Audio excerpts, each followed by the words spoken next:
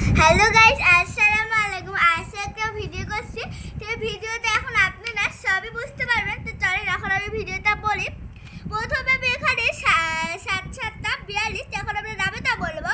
7 1 7, 7 2 14, 3 7 21, 4 7 28, 5 7 35, 6 7 42। তো এখন আমরা 6 লিখবো, আর এই জায়গায় একটা শূন্য দিয়ে দেবো, তারপরে একটা ভাগফল দিয়ে দেবো। অনেকেই ভাগফল দেয় না, কিন্তু ভাগফল দিতে হয়।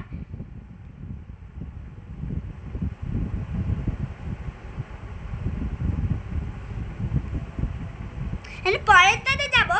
তো এখন চলেন, এখন 7 10-এ।